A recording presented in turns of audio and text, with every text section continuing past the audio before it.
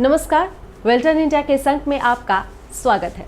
आज हम एक ऐसे हस्ती से आपको मिलाने जा रहे हैं जो पेशे से डॉक्टर है। इसके बावजूद इन्होंने झारखंड के परंपरा, भाषा और यहाँ के रहन सहन को बचाने के लिए लोगों के बीच विस्तार से पहल की है।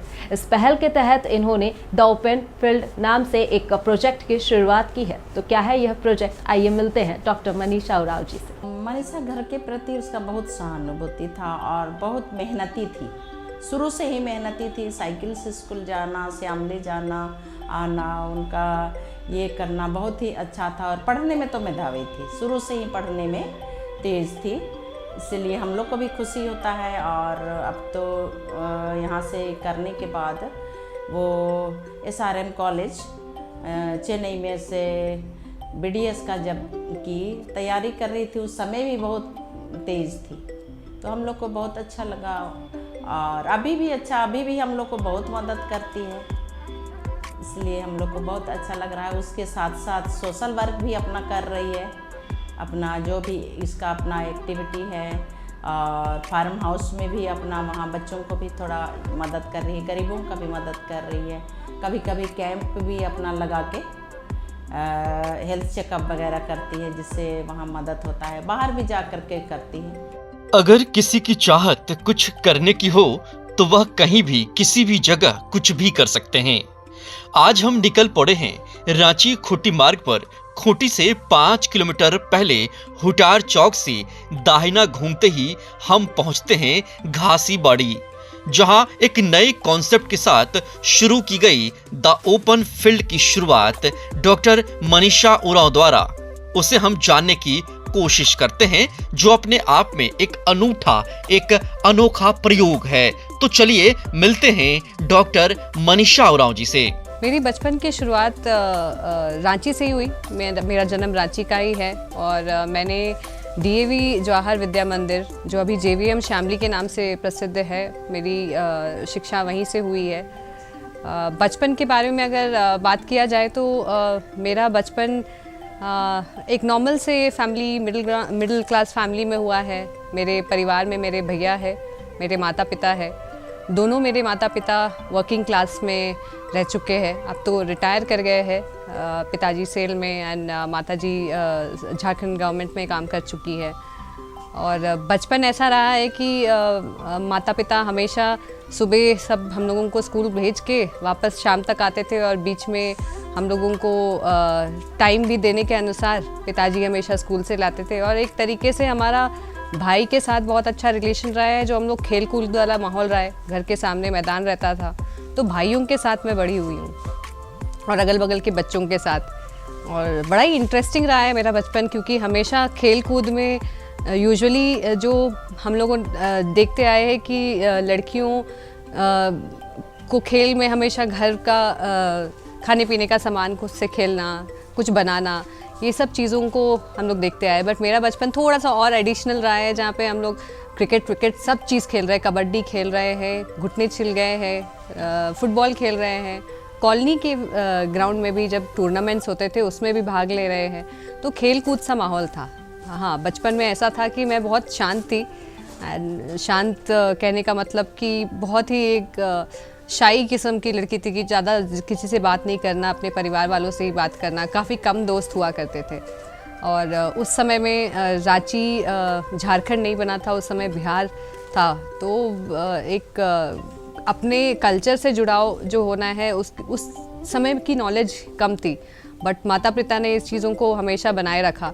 घर पे प्रार्थना किस तरीके से किया जाता है हम लोगों के ट्राइबल्स में, यहाँ से शुरुआत लेके शाम को डिसिप्लिन का माहौल रहा है। और एक बचपन से पढ़ाई का माहौल तो हमेशा जोर दिया गया था, जहाँ पे आपको एक कल्चर आया था इंजीनियर या डॉक्टर बनने का। वो कल्चर में ही मैं पली बड़ी हूँ, एंड थैंकफुली मैं उस कल्चर में पली बड़ी, ताकि मुझे दुनिया देखने मिली। बचपन किसी के भी जीवन का सबसे मजेदार और यादगार समय होता है। यह जीवन का पहला चरण है, जिसे हम जिस तरह से चाहें आनंद लेते हैं। बचपन में जो बातें हम सीखते हैं वह हमारे मन मस्तिष्क में कहीं न कहीं रह जाती है। हमारी संस्कृति, हमारे रहन सहन, सब कुछ यही से तय होता है। इसके अलावा यही वह समय है जो भविष्य को आकार देता है।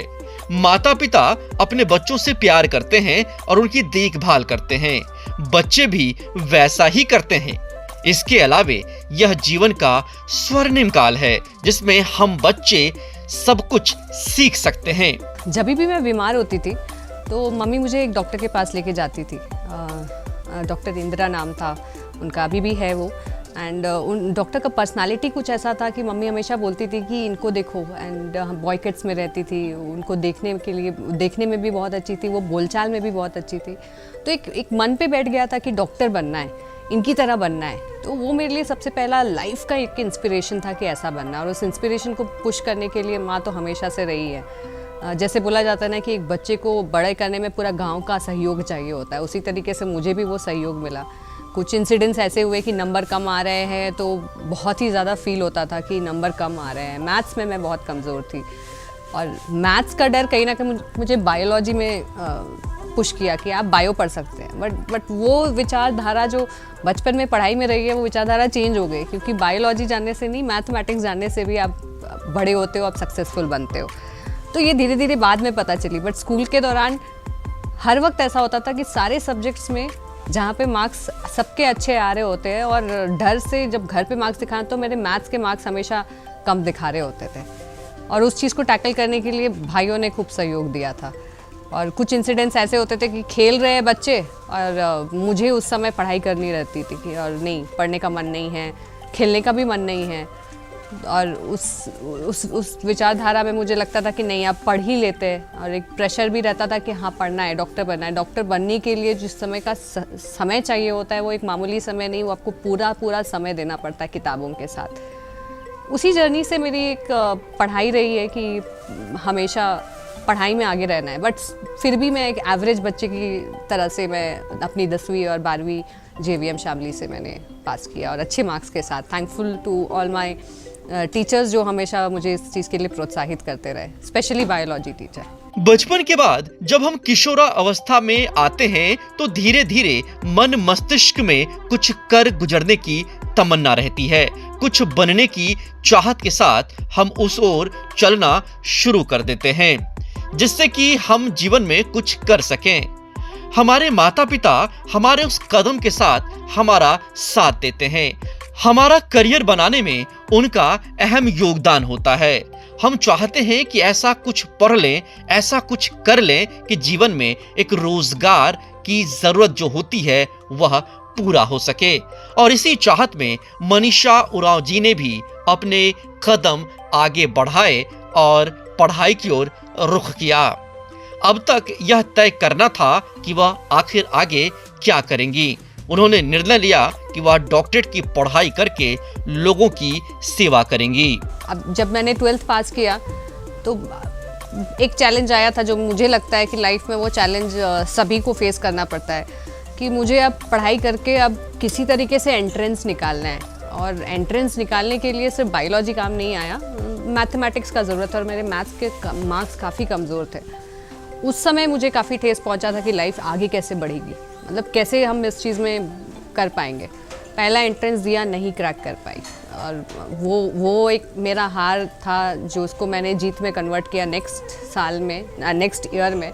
वो मैं अभी तक याद रखती हूँ क्योंकि वो 1 साल का पीरियड था जहाँ पे मुझे लगता था कि मैं कभी पढ़ ही नहीं पाऊँगी मैथ्स, कभी कुछ आगे कर ही नहीं पाऊँगी। एंड वो एक ज़िद भी था कि मुझे बनना है डॉक्टर, मुझे बनना है डॉक्टर। एंड उस ज़िद के बीच में मुझे लगता था कि कुछ और पढ़ लूँ, शायद मुझे कुछ और करना है। एंड एक आदिवासी बच्चे के लिए ये, और आदिवासी बच्ची जो मैं उस समय थी, उस समय मुझे और लगता था कि क्या ये सही में पॉसिबल है, जो कि मेरे फैमिली में बहुत कम डॉक्टर्स थे, बट डॉक्टर्स थे, वो लोगों ने भी प्रेरित किया।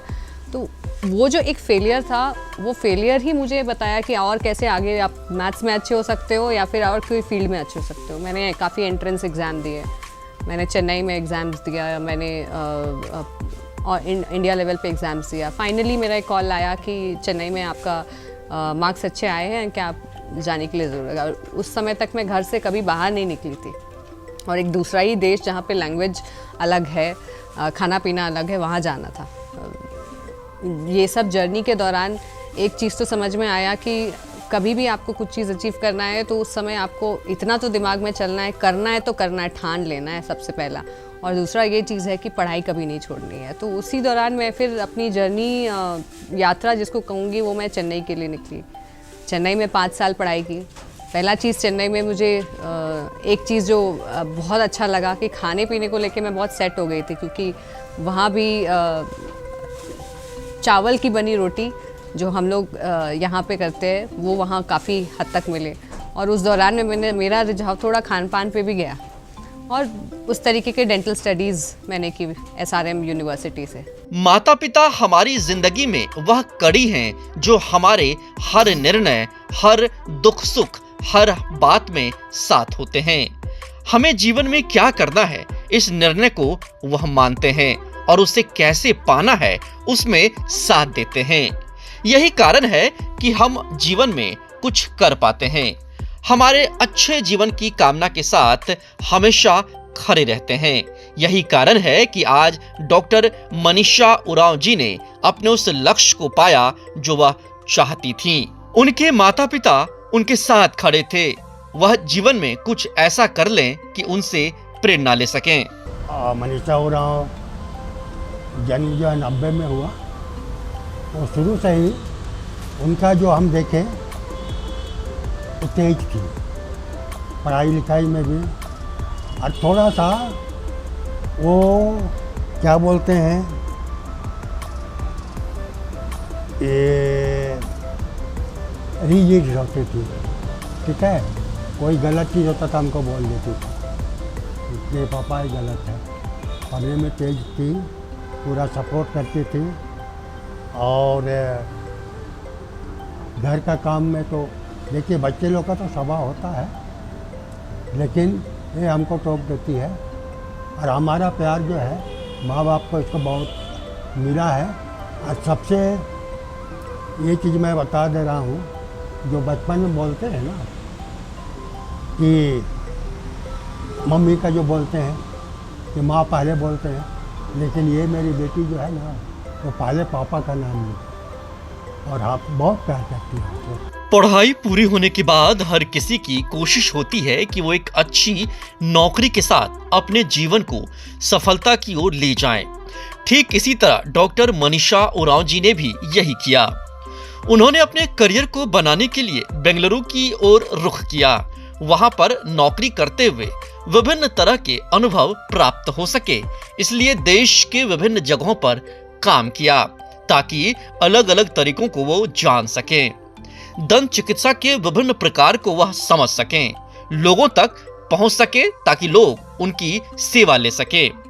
इसी दौरान उन्होंने बहुत सारी बातें सीखी, बहुत सारी बातें जानी और उसे देखकर बहुत सारी चीजों को समझा और करने का मौका मिला। अब डेंटल स्टडीज़ के लिए मैंने सोचा चलिए डेंटिस्ट्री चूज़ करते हैं, शायद ये थोड़ा कम मेहनत वाला काम होगा, बट ये सिमिलर मेहनत वाला काम था। हमारी क्लासेस सिमिलर टू MBBS वाले क्लासेस के साथ हो रही थी, एंड पहले ही साल में मुझे लाशों के साथ काम करना था। ये एक सबसे बड़ा चैलेंज था, क्योंकि मैं बहुत डरी हुई बच्ची लगती थी, मुझे नहीं पता था कि ये भी होना पड़ता है, कैसे किया जाता है। एंड वो सब चैलेंजेस को धीरे धीरे ओवरकम किया। एक समय ऐसा भी आया पढ़ते वक्त कि ये नहीं होगा मेरे से, और भाग के एक बार घर भी आई कि नहीं हो पाएगा। बट कहीं ना कहीं एक चीज़ तो मैं बोलूँगी कि मेरा सबसे बड़ा इंस्पिरेशन परिवार रहा है। परिवार के अलावा दोस्त लोग भी रहे हैं जो हमें पुश करते रहे कि आपको करना है एंड आप कर सकते हो। एंड मेरे भाई भी चेन्नई में थे।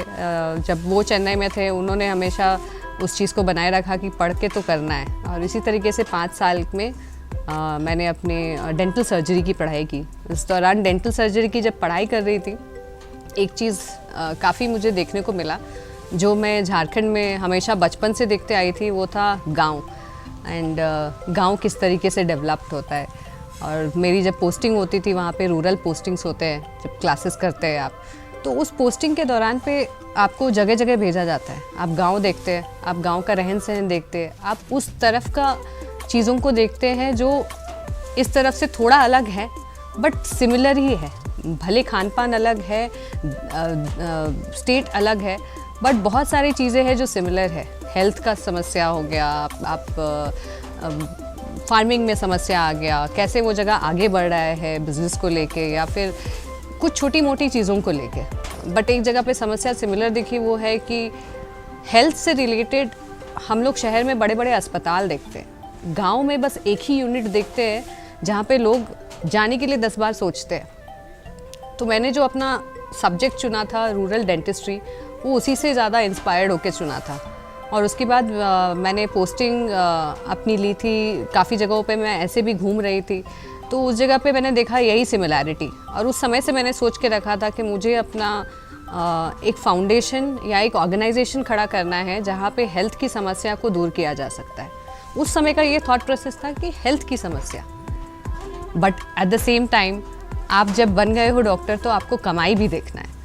तो इस कमाई को देखने के लिए मैं बेंगलोर गई। बेंगलोर जो बोला जाता है कि स्टार्टअप्स का हब है, बिज़नेस का हब है, कॉरपोरेट्स का हब है, वहाँ के अस्पताल किस तरीके से काम करते हैं, वहाँ के बिज़नेस किस तरीके से काम करते हैं, ये चीज़ मेरे को थोड़ा उस समय कॉरपोरेट वर्ल्ड एक जिसको कहेंगे वो काफ़ी मोटिवेशनल लगा।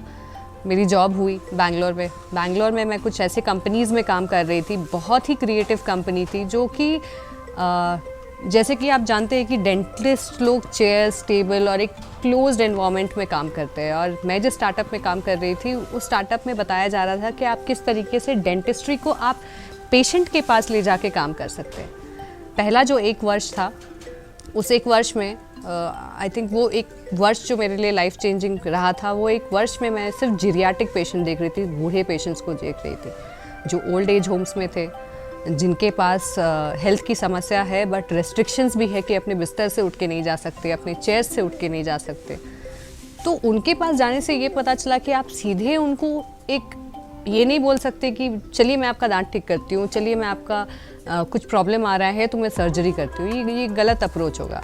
जो मुझे सिखाया गया एक डेंटिस्ट्री में कि एक ट्रीटमेंट किया जाता है, ट्रीटमेंट के साथ एक होलिस्टिक अप्रोच भी लिया जाता है, जिसको हम लोग काउंसलिंग मोड भी बोलते हैं। तो हम लोग उस जगह पे जाके पहले उनको सुनते थे। ये शायद मेरे नेचर में पहली बार हुआ था कि हम 1 साल पूरे उस दौरान पे लोगों को सुना मैंने, और उसके बाद ट्रीटमेंट स्टार्ट किया। सिर्फ सुनने के दौरान पे ये पता चला कि उनकी तकलीफ़ें क्या है। सिर्फ उनकी तकलीफ़ें हेल्थ से जुड़ी हुई नहीं थी, उनकी तकलीफ़ें हेल्थ के थ्रू 4 डायरेक्शंस में खुल गई थी।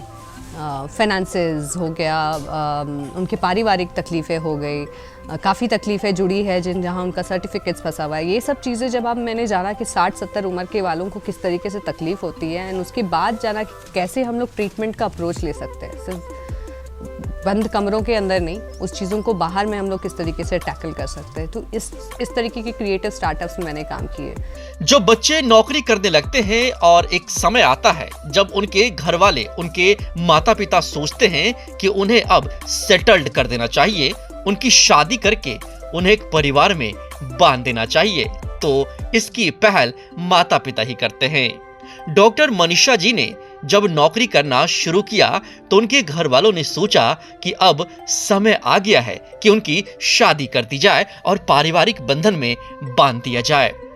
इसी सोच के साथ उनके घर वालों ने उनकी शादी की बात शुरू की। आज के समय में अगर किसी लड़की की शादी हो तो सबसे पहला सवाल यही होता है कि लड़का कैसा होगा, पर यहाँ ये बात नहीं थी। मेरी डॉक्टर मनीषा से मुलाकात की कहानी बहुत ही इंटरेस्टिंग है। हम लोग काफ़ी समय से एक दूसरे के दोस्त थे, और उसके साथ साथ हम लोग हमेशा इधर उधर घूमने की काफ़ी बातें करते थे।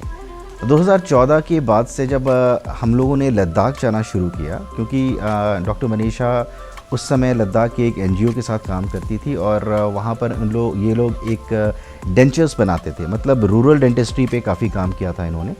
तो जब हम लद्दाख जाना शुरू किया हम लोगों ने, तो उस समय हमने देखा कि वो जगह बहुत ज़्यादा सेल्फ सस्टेन्ड है, मतलब लोग वहाँ पर सारी चीज़ें खुद करते हैं, खाना खुद उगाते हैं। वहाँ जो टूरिस्ट आते हैं वो वहाँ के गांव देखने आते हैं, वहाँ के खेत देखने आते हैं, और कहीं ना कहीं 2014 से 2016-17 तक जाते जाते लद्दाख के साथ एक जुड़ाव सा हो गया था। और हम लोगों ने ये भी सोचा कि कहीं ना कहीं हम लोग लद्दाख में ही कुछ शुरुआत करते हैं, क्योंकि MBA करने के बाद मेरे मन में भी काफ़ी था कि कुछ अपना किया जाए, और उस समय हमारे यहाँ जो स्टार्टअप का कल्चर है काफ़ी ज़्यादा इवॉल्व कर रहा था। इसी के साथ साथ हमें एक बार बाहर यूरोप ट्रिप का भी मौका मिला। वहाँ हमने देखा वहाँ के जो विनयार्ड्स होते हैं, वहाँ किस तरीके से टूरिस्ट आते हैं, वहाँ के खेती को एंजॉय करते हैं, वहाँ का लोकल कल्चर को समझते हैं। तो दिमाग में कहीं ना कहीं था कि हम लोग झारखंड में भी कुछ इस तरीके से शुरू करें, क्योंकि जब मैं बाहर अपने कॉलीग्स को ये बताता था कि हमारे झारखंड का खाना क्या है, हमारे झारखंड की पहचान क्या है, तो वो लोग काफ़ी कंफ्यूज रहते थे कि मतलब झारखंड में हम झारखंड को लेके काफ़ी कम एक्सपोजर था लोगों को। तो 2018 के समय जब मुझे मौका मिला कि मैं वापस रांची आऊँ, क्योंकि मेरे फादर उस समय रिटायर होने वाले थे, तो हम लोगों ने यहाँ पर एक गुलाब के प्लांटेशन से शुरुआत की। और उस समय जब क्योंकि वापस आए तो उस समय इत्तेफाक से ऐसा हुआ कि हम लोगों ने ये सोचा कि अब हम लोगों को शादी भी कर लेनी चाहिए। और घर पे जब बात हुई तो पता चलता है कि हमारे दोनों पेरेंट्स कॉलेज के ही दोस्त थे और हम लोग एक ही कम्युनिटी से भी हैं, तो चीज़ें हमारे लिए काफ़ी स्मूथ हो गई। अब काम के साथ साथ एक रिलेशनशिप का होना काफ़ी स्ट्रॉन्ग पॉइंट हो जाता है। कई बार उन्होंने मुझे सपोर्ट किया, कई बार मैंने उन्हें सपोर्ट किया। मेरा आइडिया इनिशियली था कि मैं इसे यूरोप के विनियर्ड्स की तरह डेवलप करूं, और मनीषा का लद्दाख से जुड़ाव होने के कारण उनका था कि हम इस प्रॉपर्टी को ऐसे डेवलप करें जहां लोग आ करके झारखंड के कल्चर को समझ सके, झारखंड के मौसम को समझ सके, झारखंड की खेती बाड़ी को समझ सके, झारखंड के खाने को समझ सकें। और कोविड के समय कुछ ऐसी परिस्थिति बनी कि हम लोगों को पूरी तरीके से फार्म पे ही शिफ्ट करना पड़ गया। मैं उस समय फुल टाइम फार्म पे ही शिफ्ट करके अपने जॉब को छोड़ करके, और मनीषा उस समय घर पे अपने क्लिनिक को देख रही थी। कोविड के ठीक बाद हमारी शादी भी हो गई और हम लोगों ने पूरी मेहनत से जो हमने सोचा था, जो हमारे दिमाग में था, जो हमारे सपने थे, हम लोगों ने पूरा का पूरा इस फार्म पे लगा दिया। और फार्म के साथ साथ एक ऐसी कंपनी की शुरुआत की जो ना केवल झारखंड के खान पान को प्रमोट कर रही है, बट यहाँ के जो लोकल इंग्रेडिएंट्स हैं जैसे कि फुटकल, गोड़ा चावल, इन सारी चीज़ों को पूरी दुनिया तक पहुँचा रही है। डॉक्टर मनीषा उरांव के जीवन में एक समय ऐसा आया जब विभिन्न जगहों पर देश के कोने कोने में घूमते हुए उन्हें ऐसा लगा कि अब अपने मिट्टी की ओर चला जाए, अपने गांव की ओर लौटा जाए। लोग कहीं भी देश विदेश घूम लें, पर उनका मन अपने घर पर ही लगा रहता है। इन्हें तो कुछ और ही करना था, मन में कुछ और ही चाहत थी, अपने संस्कृति, अपने राज्य के लिए, अपने गांव के लिए, अपनी मिट्टी के लिए कुछ करने की चाहत ने इन्हें वापस झारखंड की ओर रुख करने का फैसला लेने पर मजबूर कर दिया और वह वापस झारखंड की ओर चली आई। लद्दाख जिस तरीके का देश है, 6 महीने देश क्या कहूँगी, स्टेट है जो भारत देश का एक अभी तो यूनियन टेरिटरी है, उस जगह पे हम लोगों ने देखा कि 6 महीने के लिए वो जगह खुलती है, 6 महीने के लिए एक्सेस मिलता है रोड से, पर वहाँ के लोग अपने ही सक्षम हैं, इंडिपेंडेंट है उस जगह को आगे बढ़ाने के लिए, टूरिज़्म के through, better health, better renewable energy, और इन सब का मिश्रण के अलावा आप अपना अपलिफ्ट कैसे कर सकते हो अपने लोगों को, development of the entire rural economy, ये मैंने वहाँ सीखा। तभी मुझे लगा कि हाँ कुछ तो मिसिंग है, डेंटल पार्ट तो हाँ मैं अचीव कर रही हूँ उस चीज़ों को, बट है जो चीज़ मिसिंग है। इस दौरान जब बीच बीच में घर आती थी तो हमेशा लगता था कि यहाँ पे भी अपॉर्चुनिटीज़ है, अपॉर्चुनिटीज़ से ज़्यादा यहाँ पे भी ज़रूरतें हैं। तो एक बार एक ऐसा विषय हुआ जब मैं लद्दाख में थी, मेरे फादर का तबीयत ख़राब हो गया था, वो सीढ़ियों से गिर गए थे एंड उनका हेल्थ कंडीशन काफ़ी ख़राब था। और मैं जब वापस आई तब देखा मैंने यहाँ के अस्पताल में, बड़े अस्पताल है, सब चीज़ ठीक कर रहे हैं। पहला इंट्रैक्शन जब मेरा यहाँ पे हुआ तो मुझे पता चला कि अपने ही जगह में जब मैं उन्हें पूछ रही हूँ कि इनका क्या प्रॉब्लम है, आप मेरे को शीट दिखा सकते हैं, तो उस समय मुझे एक जिसको हम रेसिज्म कहते हैं मैंने फेस किया। जो कहेंगे कि मैं देश घूम ली और देश में मेरे को 1-2 जगह जहाँ लगा था जिसको मैं इग्नोर करते चल रही थी, पर अपने जगह पे नहीं कर पाई। और उस जगह पे मैंने देखा कि मैं जब आंसर्स जो जितने भी प्रोफाइलिंग होती है एक केसेस की, एक पेशेंट के केसेस की, जब वो देखने गई तब मुझे नहीं अलाउ किया गया। वो लोग माने ही नहीं कि मैं एक डॉक्टर हूँ, उन्होंने कह दिया कि नहीं आप नर्स हैं। अब ये मेरे कलर पे किया गया या मुझे पता नहीं, मुझे सर्टिफिकेट साथ में लेके जाना था, तो ये मेरा पहला पड़ाव था जहाँ मुझे अपने ही जगह पे ये फेस करने जा रहा है, जिसको मेरे ही परिवार के लिए, मैं जिस परिवार के लिए चाह रही हूँ बेटरमेंट, और वो हुआ। उसके बाद मैं अपने पिताजी को बेटर हेल्थ के लिए यहाँ से बाहर लेके गई ट्रीटमेंट कराने के लिए। उस ट्रीटमेंट के दौरान भी जब मैं एक बहुत बड़े अस्पताल में जब दिल्ली में गई, कैंटीन पे मैं चाय पी रही थी और चाय पीने के दौरान पे मेरा कप वहाँ रखा हुआ था और मैंने कुछ फ़ोन पे थी तो फ़ोन करने के लिए उठा और उस कप को मैं जब वापस छूने गई तो बगल में जो औरत थी उन्होंने कहा कि आप इस कप को छू नहीं सकती है, क्योंकि मैं वो उस टेबल पे बैठ गई थी। मुझे उस समय तक समझ में नहीं आया था कि एज ए प्रोफेशन जब डॉक्टर सामने आते हैं उसके लिए सभी बराबर है, और या फिर कोई भी इंसान देख ले जो एक शिक्षित इंसान हो, उस इंसान के लिए वो सभी लोग बराबर होते हैं अगर वो अपना प्रोफेशन को माने अच्छे से। तो उस समय में मुझे पता चला कि वो क्यों ऐसा बोल रही है। मैंने पलट के पूछा किसी को कि कुछ गड़बड़ है क्या, तो उन्होंने कहा कि नहीं, आप नहीं छू सकते इनका ग्लास, क्योंकि आपका जो स्किन कलर है वो अलग है, वो आपको नीचे जाति का मान रही है। और ये मेरे लिए एक बहुत बड़ी लेसन बोल दीजिए, वो मेरे लिए काफ़ी रुला देने वाला था कि मैं वहाँ पे एक डॉक्टर बन के गई हूँ और अपने पिताजी का इलाज कर रही हूँ, जहाँ पे मेरा पूरा अस्पताल सहयोग कर रहा है, बट लोग वहाँ पे इस तरीके से व्यवहार कर रहे हैं।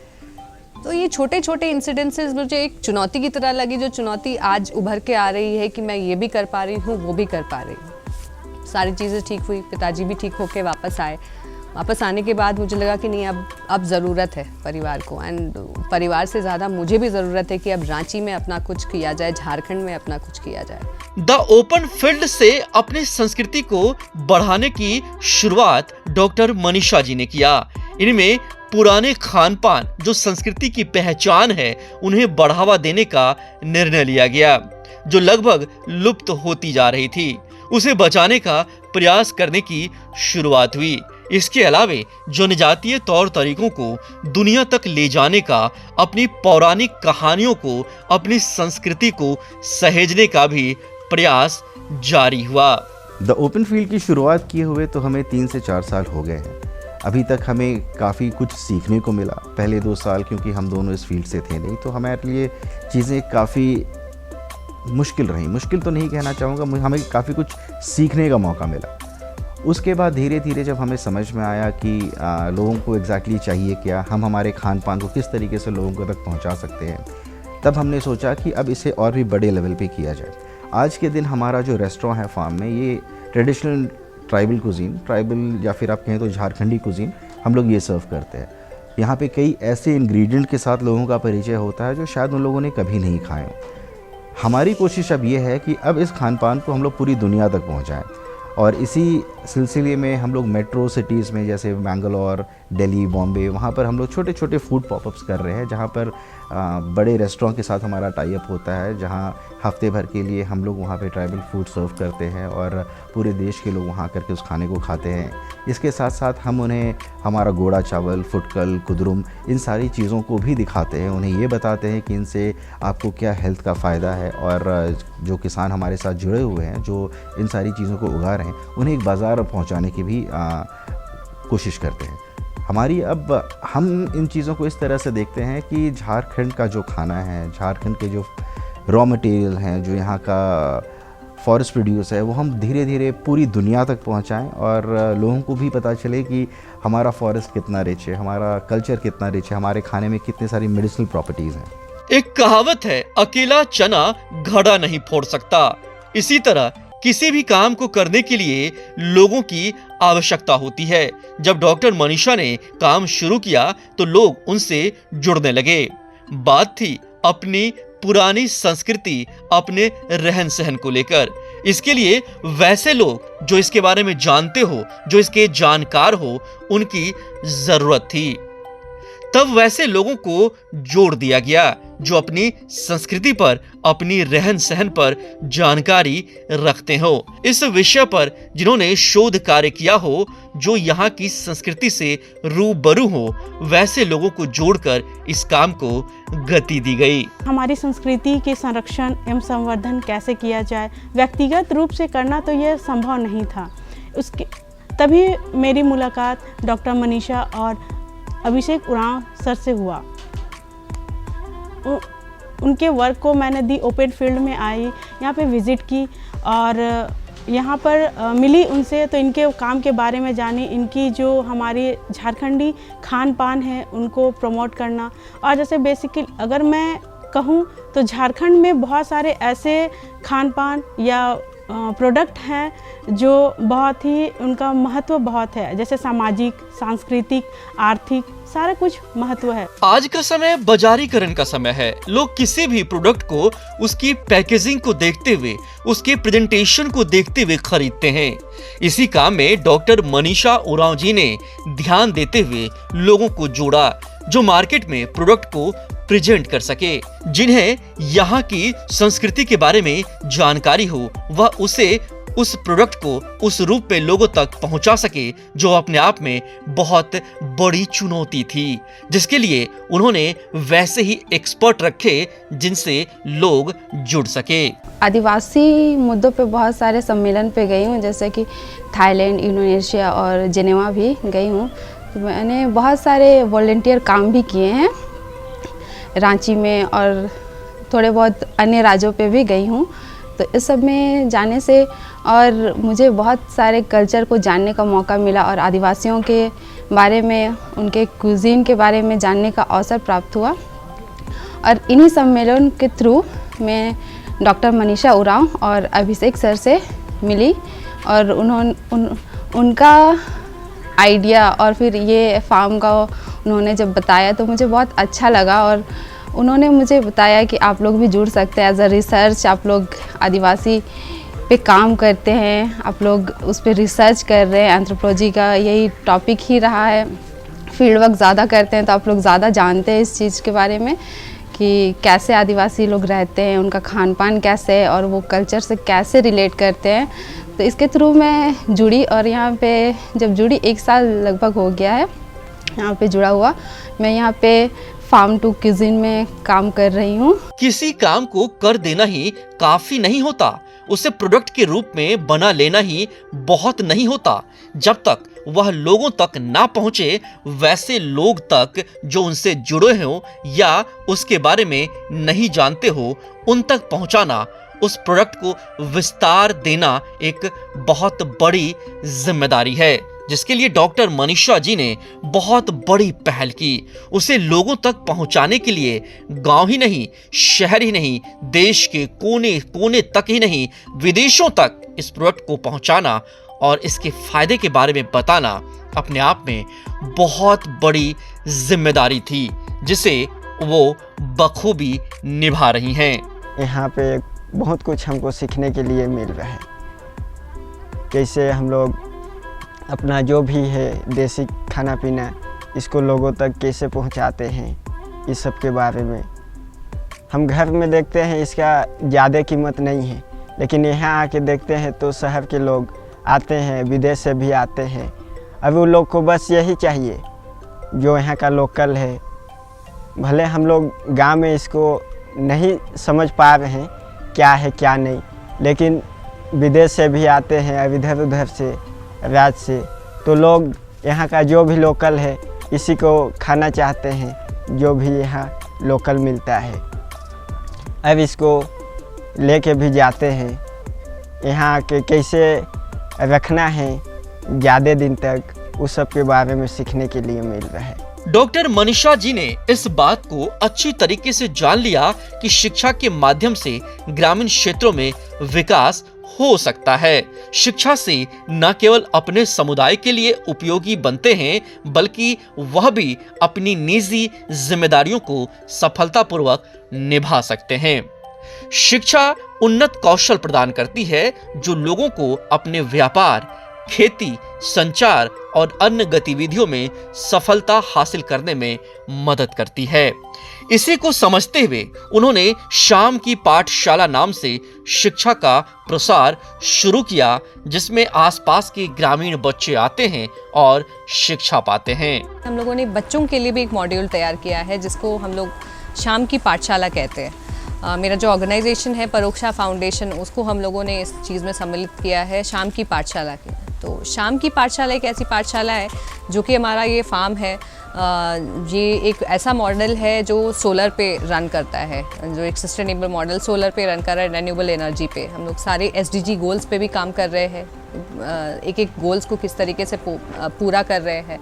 और एक SDG गोल्स आता है जिसमें हम लोग बात करते हैं गुड एजुकेशन की, और हम लोग आसपास के बच्चों को स्कूल की पढ़ाई के अलावा पर्सनालिटी डेवलपमेंट पढ़ा रहे हैं, मैथमेटिक्स पढ़ा रहे हैं और एक इंग्लिश पढ़ा रहे हैं। मैंने एक चीज़ जाना था अपने लाइफ, अपने करियर में, अभी तक के करियर में, कि आप कहीं भी चले जाएं, अगर आप बहुत ही स्मार्ट होकर अंग्रेज़ी में बात करें तो ये आपका एक एडेड एडवांटेज बन जाता है। एडवांटेज ही नहीं, लोग आपका जो आपको एक देख रहे हैं कि आप यहाँ से आए हैं, रांची से आए, छोटे शहर से आए, बट जहाँ आप अंग्रेज़ी में बात करने लगेंगे ये आपको और भी आगे लेके जाता है। बट ये भी ना भूलेंगे कि हम लोग अपने भी लैंग्वेज को पकड़ के चलें। तो यहाँ पे लैंग्वेज स्टडीज़ के लिए हम लोग इस 4 चीज़ों में काम कर रहे हैं, जो कि शाम की पाठशाला के नाम से जाना। आदिवासियों का पहनावा उनकी संस्कृति और परंपराओं का एक अभिन्न अंग है। यह उनकी पहचान और उनके आसपास की प्राकृतिक दुनिया से जुड़ाव को दर्शाता है। आदिवासी पोशाक विविध और रंगीन होती है और विभिन्न प्रकार के कपड़ों और सामग्रियों से बनाई जाती है। यह आदिवासियों के जीवन और उनकी समृद्ध संस्कृति का प्रतिबिंब दुनिया भर में रहने वाली आदि जनजातीय लोग अलग अलग तरीके से कपड़ा पहनना पसंद करते हैं। इन्हीं को देखते हुए यहाँ पर उनके पहनावे को, उनके कपड़ों को भी लोगों तक पहुँचाने का काम किया जा रहा है। हमारे यहाँ जब आप खूंटी वाले यूनिट पे आएंगे तो आपको बहुत सारी चीज़ें दिखेंगी, और एक चीज़ और भी दिखेंगी। जब हम लोगों ने यहाँ पे एक छोटा सा दुकान रखा है जो उसको हम लोग बुटीक, फार्म बुटीक बोलते हैं, और यहाँ पे खूंटी के हर एक कोने में जो चीज़ें हो रही है, जैसे बांस का काम हो रहा है, कपड़ों का काम हो रहा है, एक खादी जिसको हम लोग बोलते हैं कि गमछा बोलते हैं, जो हम लोग ट्रेडिशनली यहाँ पे 32 ट्राइब और 32 ट्राइब में सबका कपड़ों का पहनना जब हम लोगों ने देखा सबका अलग अलग है, कैसे बनते हैं वहाँ तक गए, और तब पता चला कि हर एक जनजाति की अलग अलग खासियत है, और इनकी खासियत सिर्फ खान पान से नहीं, कपड़ों से भी पता चलता है। तो तब देखा कि आपने जो पीछे कपड़े देख रहे हैं वो यहाँ बने हुए हैं, खूंटी में बने हुए हैं, लूम्स में बने हुए हैं, खाट पे बने हुए हैं, तो हैंडलूम पे बने हुए हैं। और आज के दिन पे ये सिर्फ खूंटी के लोग तक सीमित नहीं है, रांची के लोग तक सीमित नहीं है, ये वर्ल्ड वाइड ले जा रहे हैं लोग। तो और हमें बहुत अच्छा लगता है कि हमारी टीम भी इस चीज़ से अब जुड़ी है और इस चीज़ों को आगे ले जाने के लिए थोड़ा बहुत अपना प्रयास कर रही है। भोजन हमारी पहचान और संस्कृति का अहम हिस्सा है। हम जो खाते हैं उसे हम जान जाते हैं। यह उस इलाके के बारे में ही इशारा करता है जहां से हम संबंधित होते हैं, क्योंकि आमतौर से हम अपने इलाके में उपलब्ध संसाधन हमारे खाने में इस्तेमाल करते हैं। वहीं आदिवासी भोजन प्रणाली स्थानीय संस्कृति और परंपराओं से जुड़ी है। दरअसल आदिवासियों का जीवन जीने का तरीका प्राकृतिक है और उनके संसाधनों से बहुत करीब से जुड़ा है। आदिवासी अपनी समृद्ध सामाजिक और सांस्कृतिक परंपराओं के अलावा अपने खान पान के लिहाज से भी समृद्ध हैं, जिसका प्रचार प्रसार करना भी द ओपन फील्ड का एक उद्देश्य है। दूसरा वर्टिकल हम लोगों ने ऐड किया फार्म टू टेबल, जो हम लोग देखते हैं कि आपका खाना आता कहाँ से। हमारे आसपास खूंटी वाला जो यूनिट है, हमारे आसपास सिर्फ खेत है और उपजाऊ खेत है, सब्जियां उग रही है, मड़वा उग रहा है, चावल उग रहा है, धान हो रहा है, इतना सारा उपज है यहाँ पे, और जंगलों के बीच में है। और हम लोग ये नहीं बोलेंगे कि झारखंड सबसे बड़ा जगह है जो हम लोग एक फॉरेस्ट प्रोड्यूस के लिए काफ़ी माना जाता है। तो सेकंड कॉन्सेप्ट जो था, जो फार्म टू टेबल, ये कॉन्सेप्ट हम लोगों ने बाहर हमेशा देखा था। सोचा कि चलिए इनका पायलट रन देखते हैं, 6 महीने का एक बार देखते हैं कि कैसा जा रहा है। उस 6 महीने के दौरान में जब लोग आते थे तो लोग बोलते भी थे कि हम क्या, आप हमें ये क्या सिखा सकते हैं। और साथ साथ जब किसान भी आते थे तो हम लोग किसानों को भी बताते थे कि क्यों खेती करें आप, क्यों कैश क्रॉपिंग करें। और मोनोक्रॉपिंग का जो सिस्टम था, साल में एक बार धान लगाना, मड़वा लगा देना, इसके अलावा आप साल भर में कुछ ऐसा खेती भी कर सकते हैं जिससे उपज आए। और इसी दौरान में जो मेरी पिछला जो एक्सपीरियंस था डेंटिस्ट्री का, जो मैं डेंटल कैंप्स लगा रही थी गांव-गांव में, ये सबसे बड़ा काम आया। उसी दौरान पे मैंने गांव पे कैंप्स लगाना शुरू किया और लोग आने लगे, बच्चे आने लगे। जब बच्चे आने लगे, महिलाएं आने लगी, तब बोला उन्होंने कि हाँ और क्या काम कर सकते हैं, क्या नहीं कर सकते। तो सिर्फ खूंटी में नहीं, जगह जगह से भी लोग पूछने लगे कि ऐसा क्या कर सकते हैं मैडम, ये वाला चीज़ हमारे यहाँ नहीं कर सकते, हमारे यहाँ भी तो खेत हैं। तभी हम लोगों ने एक ऐसा मॉडल बनाया जो रेप्लिकेबल हो। पहला एक कृषि पर्यटन हो गया, दूसरा एक ट्रेनिंग वर्कशॉप्स मॉड्यूल हो गया, जहाँ पे हम लोगों को बुला रहे थे, यहाँ पे प्रोग्राम्स कर रहे थे। यहाँ पे हम लोग एक छोटा सा मार्केट क्रिएट किए, जहाँ पे सिटी के लोग और गांव के लोग दोनों एक जगह आके आपस में नॉलेज शेयरिंग कर सके और इस चीज़ों को बांट सके कि ये भी होता है। आज जो हम लोग मिट्टी का जो एक टच भूल जा रहे हैं, वो चीज़ को ना भूलें। खाने पीने के सामान बनाते समय एक बात का हमेशा आदिवासी समुदाय ख्याल रखते हैं कि आसपास गंदगी ना हो। साफ सफाई के साथ यह खाना बनाने पर विश्वास रखते हैं। प्राकृतिक पत्तों से बने हुए प्लेट, मिट्टी से बने हुए कटोरे में खाना देना इनकी संस्कृति में शामिल है, जिससे हम अपने जमीन से जुड़े रहते हैं। तो हम यहाँ आए और घर में कुछ नहीं जानते थे, बहुत कुछ कम बनता था घर में, तो खाना सब्जी खाली बनता था। फिर यहाँ आके तो बहुत कुछ खाना सब्जी सब कुछ बन रहा है, हर तरह का चावल सब बन रहा है, जीरा राइस, मोटा दाना बन रहा है। वो सबको सीखे और कैसा बिक्री करते हैं वो सबको हमको मालूम नहीं था। यहाँ आके बहुत कुछ हम सीख रहे हैं, कैसे बिक्री किया जाता है वो सबको भी, और हर तरह का कुछ बनाने को भी सीख रहे हैं। घर में तो नहीं जानते थे कुछ बनाने, यहाँ हर कुछ सीख रहे हैं। आज द ओपन फील्ड में विभिन्न जगहों से, विभिन्न विश्वविद्यालय से छात्र छात्राएं आकर इंटर्नशिप करते हैं और कृषि के बारे में, यहाँ की संस्कृति के बारे में, यहाँ की भाषा के बारे में अपने ज्ञान को बढ़ाते हैं। उन्हें यहाँ पर उचित प्रशिक्षण भी मिलता है, जिससे वह अपने समाज, अपने लोगों के बारे में और अच्छे तरीके से समझ पाते हैं, साथ ही अपनी मिट्टी से भी जुड़ पाते हैं। अभी मैं यहाँ एज अ इंटर्नशिप यहाँ काम कर रहा हूँ। इसका पता मुझे पिछले साल जब हम यहाँ इंटर्नशिप के लिए आए थे उस समय लगा। उस समय मैंने देखा कि यहाँ जो इन्वायरमेंट है, जो सर है, जो मैम है, उन लोग का काम है ज़्यादातर जो यहाँ का ट्रेडिशनल कल्चर है और ट्रेडिशनल फूड, उसको हम किस तरह से आगे लेकर जाए, किस तरह से झारखंड से बाहर भी लोग उस चीज़ को जाने, उसके ऊपर में काम करते थे। तो मुझे उस समय बहुत अच्छा लगा। उस समय तो मेरा 1 मंथ का ही टाइम था इंटर्नशिप का, लेकिन अभी जब मुझे 6 महीने के लिए यहाँ एज अ इंटर्नशिप मिला तो मैं बहुत ही अच्छा फील करता हूँ कि मुझे उन लोगों के साथ काम करने को मिल रहा है जो अपने कल्चर को, अपने जो भी फूड है, ट्रेडिशनल कल्चर है, उसके ऊपर में उसको प्रमोट करने के लिए काम करते हैं। डॉक्टर मनीषा का हमेशा से ये प्रयास रहा है कि आसपास के ग्रामीण उनके इस प्रोजेक्ट से जुड़ सकें और इसका फायदा ले सकें।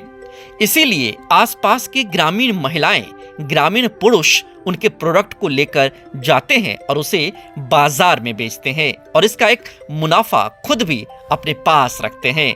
यहाँ फूल बागान में काम करते थे पहले, उसके बाद फिर इधर आए और गोड़ा चावल सब बनाते हैं।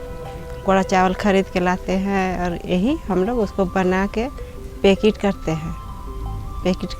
उसके बाद दूर दूर से उस चावल को खरीदने के लिए आते हैं और खाना पीना बना के देते हैं। यहाँ गोड़ा चावल का यही का है, अस्थाई का है, इसलिए आए। तो बोले, मेरा भतीजा लोग काम करते थे तो बोले कि चलिए चाची आप भी काम कीजिएगा बोल के। तो बोले करेंगे काम, हम लोग तो काम करने वाला है, ये है गरीब हैं, बोल के कमाते हैं, इसीलिए यहाँ आया। तो काम दिए दीदी हम लोग को, तो हम लोग काम कर रहे हैं। यहाँ फूड प्रोसेसिंग की भी व्यवस्था की गई है, जिससे कृषि उत्पादों को भोजन में या भोजन के एक रूप को दूसरे रूप में परिवर्तित कर सकें। फूड प्रोसेसिंग कई रूपों में होती है। अनाज को पीसकर कच्चा आटा बनाना, घर में खाना पकाना और सुविधाजनक खाद्य पदार्थ बनाने में उपयोग की जाने वाली जटिल औद्योगिक विधियां। फूड प्रोसेसिंग भोजन की बर्बादी को कम करने और खाद्य संरक्षण में सुधार करने में महत्वपूर्ण भूमिका निभाती है। इस प्रकार कृषि के कुल पर्यावरणीय प्रभाव को कम करती है और खाद्य सुरक्षा में सुधार करती है, जिसे यहाँ बहुत ही अच्छे तरीके से किया जा रहा है। डॉल्फिन फील्ड में मैं कैंपिंग के थ्रू जुड़ा, जहाँ हमने झारखंड का सबसे पहला कैंपिंग प्रोजेक्ट स्टार्ट किया, जिसकी शुरुआत मैंने अपने गांव नेतरहाट से की। अभी मैं कैंपिंग के साथ साथ फूड प्रोसेसिंग के गांव सेटअप करने में गांव वालों का हेल्प करता हूं। हमारा एम ये है कि गांव वाले जो किसान हैं उनको मैं जो भी हमारा फूड सप्लाई है, फूड जो आ रहा है, फॉरेस्ट प्रोड्यूस हो चाहे वो खेत से हो, उनका उन्हें सही दाम मिले। इस तरह आप देख सकते हैं कि अभी जैसे खूटी में बहुत मड़वा होता है, लेकिन लोग उसे रोड पे सुखा देते हैं, जिस कारण उन्हें सही दाम नहीं मिल पाता है। इसलिए हमने इसका सॉल्यूशन ये निकाला कि हमने उसका पेट फूड बनाया, जिसे हम अभी बाहर भी भेज रहे हैं, अलग अलग इंडिया के स्टेट पे। बाकी सारे जगहों में ढूंढ के मुझे मेरा घर मिला, जहाँ वो सारी चीज़ें पहले से हो रही हैं। जैसे कोई भी चीज़ खेत से उठा के हम लोग जो भी उगाते हैं नेचुरली, फिर घर पे भी बनता है, कोई भी प्रोसेस वगैरह उसमें नहीं होता है, वो चीज़ हमने घर पे देखा। तो मैं वापस आई यहाँ पे और वो सब के बारे में जानकारी हासिल की। फिर मुझे पता चला ये सब चीज़ें तो मेरे घर के ही कंपनी में हो रहा है, तो उस हिसाब से मैं आसपास फिर और रिसर्च में जाते जाते ओपन फील्ड में आई और कुछ जगहों पे वॉलंटियर किया और मेरा इंटरेस्ट जागा। फिर मैंने इन दोनों को देखा, डॉक्टर मनीषा और कुमार अभिषेक को काम करते हुए। हम तीनों का विजन काफ़ी सिमिलर था। जब और घुसते गए तो प्रोडक्ट लाइन और उसके पैकेजिंग के बारे में भी हम लोग बातें करने लगे कि पैकेजिंग जो भी प्रोडक्ट्स हम लोग बना रहे हैं उसका फूड पैकेजिंग हम लोग सस्टेनेबल में कैसे रख सके। हम बचपन से ये सुनते आ रहे हैं कि जहां चाह वहीं राह। अपने लक्ष्य को आसानी से हासिल करने में मदद करने में काफी महत्वपूर्ण है। यह उन्हें अपने लक्ष्य को प्राप्त करने के लिए अधिक दृढ़ और केंद्रित बनाता है। इसके अलावे ये कहावत कड़ी मेहनत और इच्छा शक्ति के महत्व को भी साबित करती है, जिसकी पर्याय बन चुकी हैं डॉक्टर मनीषा उरांव। अपने माध्यम से ये संदेश देना चाहूँगी कि मैंने जो अपने लाइफ में देखा कि मैं अगर पेशे से अगर डेंटिस्ट हूँ, बट मैं बिज़नेस के फील्ड में भी, एक सोशल फील्ड में भी मैं आगे जा पा रही हूँ, तो ये चीज़ नामुमकिन नहीं है। आप अगर महिलाओं के लिए स्पेसिफिकली मैं एक मैसेज देना चाहूँगी कि जिस तरीके से शक्ति के हर रूप होते हैं और हमारी जो शक्ति है, जो हम जो कर पा रहे हैं, सिर्फ घर के अंदर भी नहीं, घर के बाहर भी, उन चीज़ों को थोड़ा और ज़्यादा कॉन्फिडेंटली आगे जाए। कोई भी जगह पे जहाँ पे हिचकिचाहट हो, आप अगल बगल लोगों को दो बातों से पूछ के भले ही आप थोड़ा सा पीछे हट जाएं, बट कभी आप रुके नहीं। आप उस चीज़ में जो भी आप उस चीज़ में आपको लग रहा है कि हम इस चीज़ में कर सकते हैं, उस चीज़ में कंसिस्टेंट रखें। आपको एक दौड़ लगाने के टाइप का ये लाइफ चाहिए कि जहाँ पे हर एक पड़ाव आएगा, बट आपको पड़ाव पार करना है, पीछे नहीं हटना है। कौन कहता है कि आसमान में सुराख नहीं हो सकता? एक पत्थर तो तबीयत से उछालो यारो। ये एक बहुत ही प्रेरणादायक कविता है। इसका सीधा सा यही मतलब है कि कोई भी कार्य कठिन नहीं होता, बस जरूरत है सही मन और पक्के इरादे से उस कार्य को पूरा करने की कोशिश करने की। इस दुनिया में कोई ऐसा असंभव काम नहीं जो मनुष्य के हौसलों से बड़ा हो। इस बात का पर्याय बन चुकी हैं डॉक्टर मनीषा उरांव जी। उनके इस जज्बे को वेल्डन इंडिया की ओर से सलाम। आज के इस भाग दौड़ वाले जिंदगी में हम अपने परंपरा, संस्कृति, अपने पहनावे सब कुछ भूलते जा रहे हैं। कहीं ना कहीं यह सब कुछ हमसे छूटता जा रहा है। अपने इस धरोहर को संजो कर रखने के लिए डॉक्टर मनीषा उरांव जी ने जो पहल किया है वो अपने आप में अनूठा है। आज के युवा उनके सोच से प्रेरणा ले सके और उनके इस दिशा में उनका साथ दे, इसी आशा के साथ इस अंक में हम आपसे लेते हैं विदा। नमस्कार।